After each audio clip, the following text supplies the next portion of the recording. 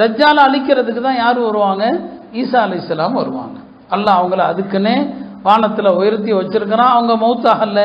தஜ்ஜாலை அழிக்கிறது சராசரி மனிதர்களால் முடியாது, ஒரு நபியால் தான் முடியும். அப்போ ஈசா அலைஹிஸ்ஸலாம் அவங்க என்ன செய்வாங்க? வருவாங்க. அவர்கள் தஜ்ஜாலோடு சண்டை போடுவாங்க.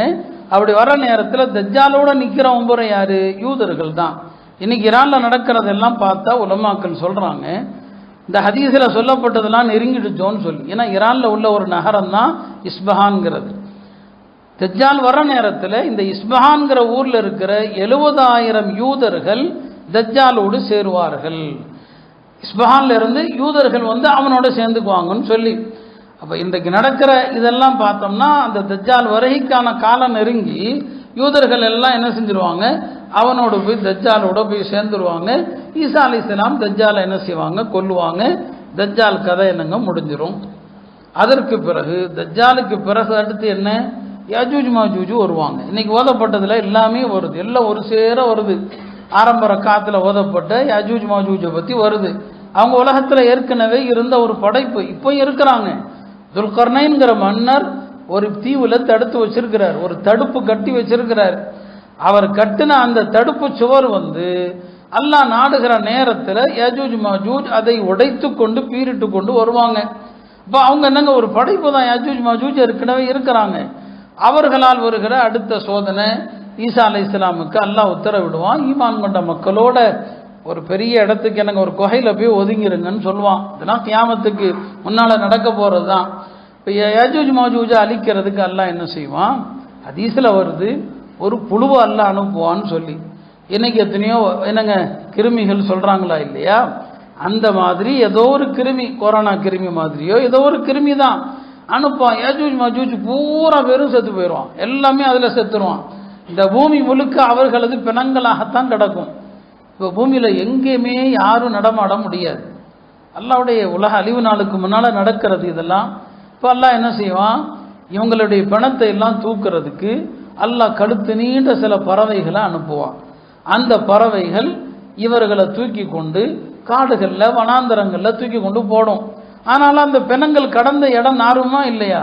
அல்லாஹ் மலை இறக்குவான். மலை மூலமாக இந்த யாஜூஜ் மாஜூஜுடைய பிணத்தினால் ஏற்பட்ட எல்லா நாற்றங்களும் போயிடும். இப்படியாக அவர்களும் அழிஞ்சு போயிடுவாங்க. ஈசா அலைஹிஸ்ஸலாம் வந்த பிறகு உலகத்தில் காஃபிர்னு எவனும் இருக்க மாட்டான், எல்லாருமே முஸ்லீமாக தான் இருப்பான். ஈசா அலைஹிஸ்ஸலாம் மௌத்தாயிடுவாங்க. ஈசா அலைஹிஸ்ஸலாம் மௌத்தான பிறகு அடுத்து என்னவாகும்? திரும்ப மறுபடி மக்களிடத்தில் என்ன நடக்கும்? வெட்கக்கேடான விஷயங்கள். நடுரோட்டில் ஆணும் பெண்ணும் உறவு கொள்வாங்க. விலங்குகளுக்கும் மனிதர்களுக்கும் வித்தியாசமே இருக்காது. விலங்குகளை போல மனிதர்களும் புணருவாங்க. அந்த மாதிரியான வெட்கக்கேடான ஒரு காலம் என்னங்க வரும். அப்படி வருகிற நேரத்தில் அல்லாஹ் என்ன செய்வான்? ஒரு இரவுல ஒரு புகையை அனுப்பும். அதான் துஹான். குரான்ல துஹான் ஒரு சூறா இருக்குதா இல்லையா? புகை மண்டலம். ராத்திரி யாரும் வெளியில் வர முடியாது, எல்லாம் புகை மண்டலம்.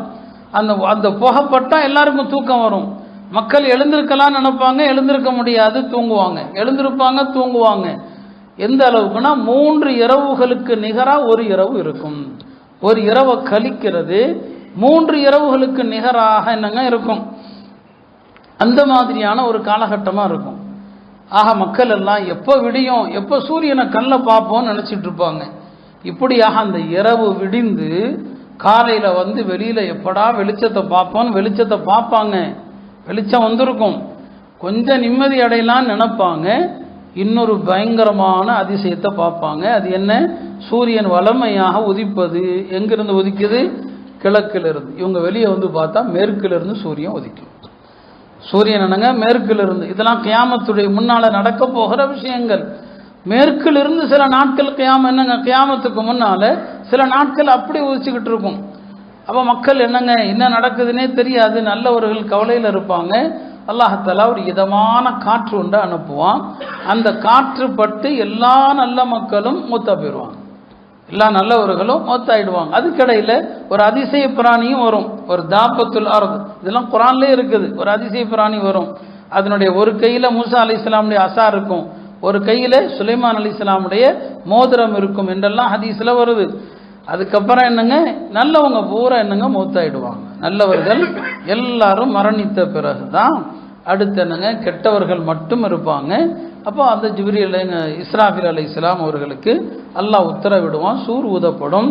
அந்த சூர் ஊதப்பட்டதும் இந்த பூமியில் இருக்கிற எல்லா பிரபஞ்சங்களும் சுக்கு நூறா நொறுங்கும். இன்னைக்கு ஓதப்பட்டதில் அதுவும் வருது. யஸ்அலூனக அனில் ஜிபால், இந்த மலைகள் எல்லாம் யன்சிஃபுஹா ரப்பி நஸ்ஃபா, எல்லாம் அல்லாஹ் தூள் தூளாக ஆக்கிடுவான். ஃபயதருஹா காஅன் சஃப்ஸஃபா, எல்லாம் சமத்தரையாயிடும். அதில் மேடு பள்ளமே இருக்காது, மேடு பள்ளம் எதுவுமே இருக்காது. அந்த மாதிரி சூர் ஊதப்பட்டதும் அப்படி ஒரு காட்சி நடக்கும். உலகம் முழுக்க மொத்தமாக நிலநடுக்கம் ஏற்படும்.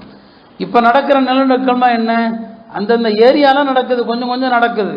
ஆனால் சூர் ஊதப்பட்ட பிறகு ஒட்டுமொத்த உலகமும் அழிஞ்சு போயிடும். எல்லாரும் அழிஞ்சிருவாங்க.